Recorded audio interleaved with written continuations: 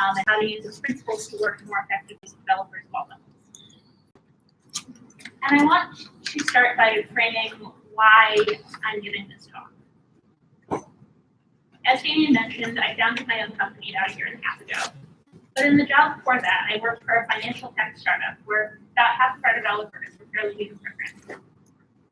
That organization outcompeted another startup with easily twice our staffing and funding levels for all kinds of major contracts, including a contract with one of the largest banks in America.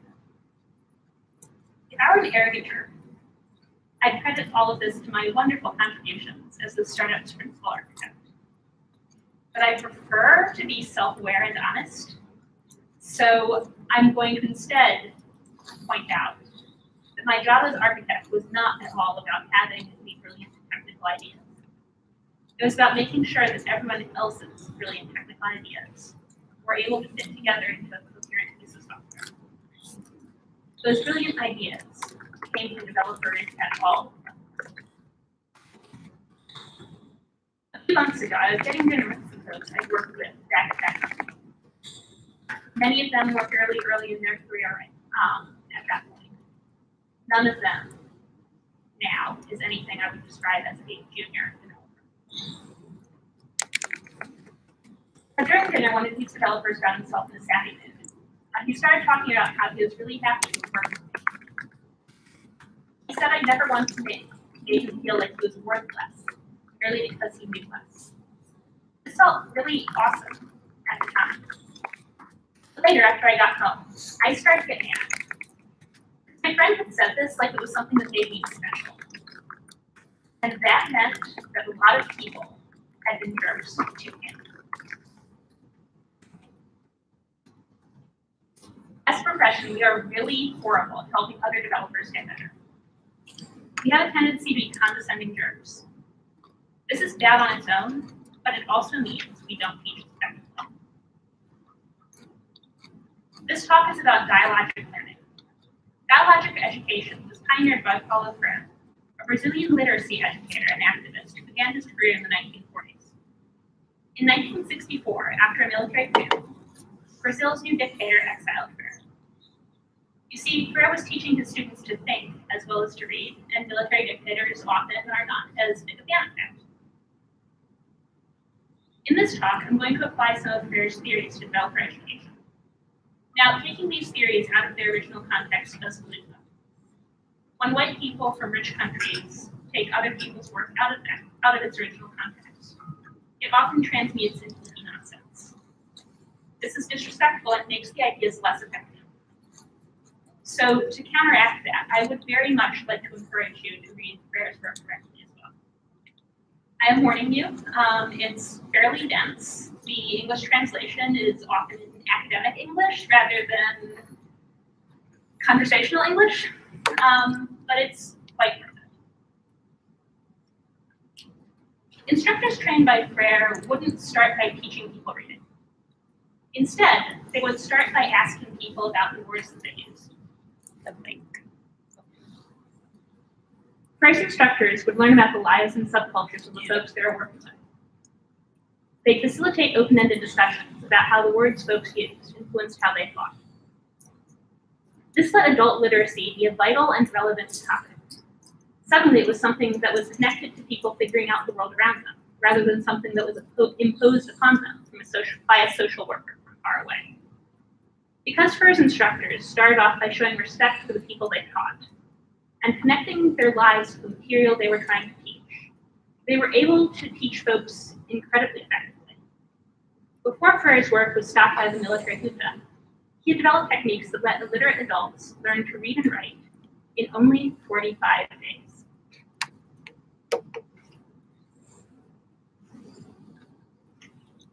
So before we go into the hows and whys of bad developer teaching, let's look at the other side. What are the hows and whys of folks learning? There are a lot of reasons that a person might want to learn something. Maybe they want to pass a math test or get a job as a computer programmer. Maybe they just want to go to a museum and learn about dinosaurs because dinosaurs are awesome. But the biggest reason that any of us learns anything as adults is a little different. We learn things because we've suddenly realized that we need to know them. The feminist scholar Natalia Cecier calls this phenomenon emergency learning. Emergency learning is the learning that you do because you have suddenly discovered that there is something you really need to know. For example, most of us learn to unclog our toilets on emergency basis.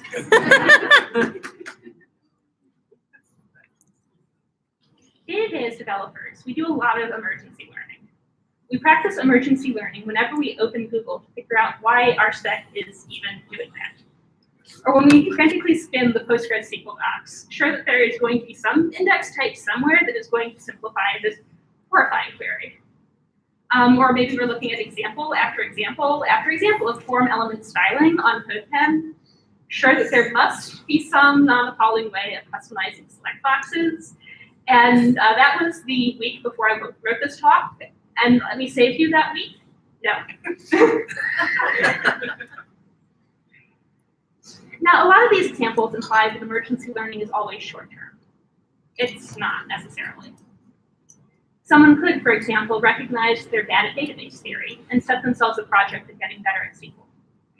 Or bad at front end, and so, okay, they're going to learn React now. These are not short-term projects that can be solved really quickly. But emergency learning is always happening in response to a need. That's its major characteristic. Folks who are practicing emergency learning aren't in active mode, they're in reactive mode. Reactive mode narrows your focus. Someone who's learning React because they know that they're bad at front end isn't necessarily going to be seeking out other front end resources or learning holistically about how to construct a front end. Folks who are practicing emergency learning always have a narrow goal in mind. This is sometimes limiting, but it's always true. And importantly, it's a goal that they established because they had a real problem.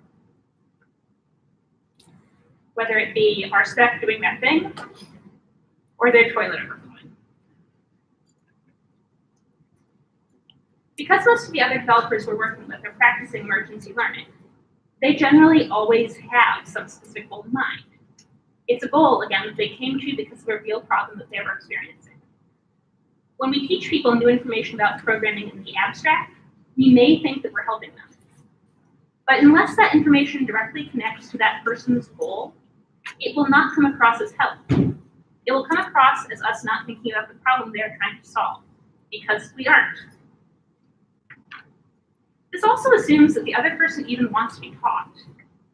They might not. They might have completely different goals. Now, many of you in this room may know or know of Avdi Grimm. He's the Ruby Topics guy. There's a story Avdi tells about this one time that he was at Ruby Camp. The first day of Camp is always a code retreat. In a day-long code retreat, you do 6 pairing sessions. Each session has a different pairing partner, but they're all on the same problem. Usually, Camp does Game of Life. Now, during this fun pairing session, Avdi guessed that his partner was junior him. I mean, he's the Ruby Topics dude, seems safe, right? Now, a big part of Game of Life is figuring out whether a cell in a grid is the neighbor of another cell. Avdi had a standard solution for this part of the problem. So when he and his pair got to neighbor detection, his pair started frowning at the screen.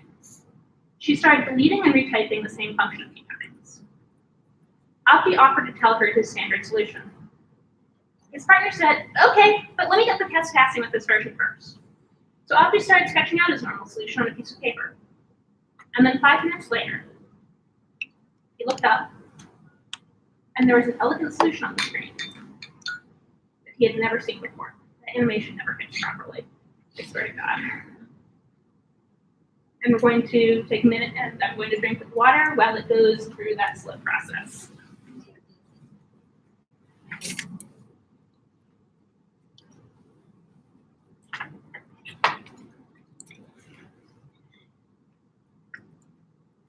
Great. Are you going to behave now, Keynote?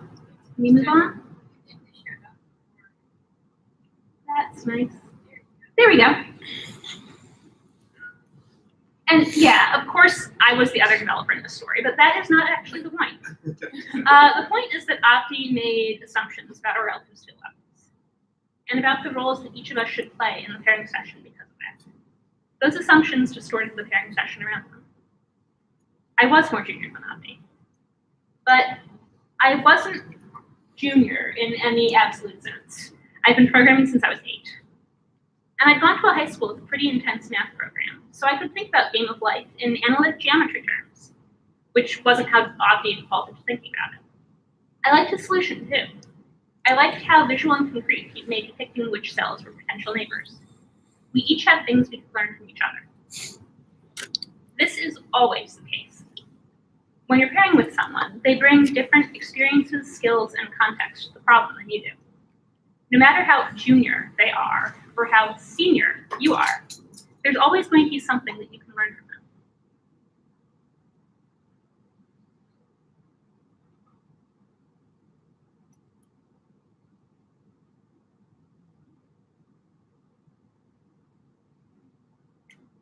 For the rest of this talk, we're going to look at what this means when we're working with other developers, regardless of their skill level.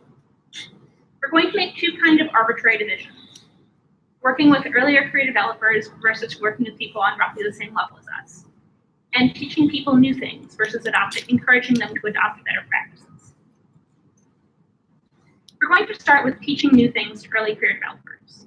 This is pretty straightforward, right? They're new developers, they need to learn things, we know things. But we screw it up all the time. And we screw it up by centering our own goals. We go into teacher mode rather than collaborating with people. We stop listening. We start asking them lots of condescending leading questions and pretending it's the Socratic method.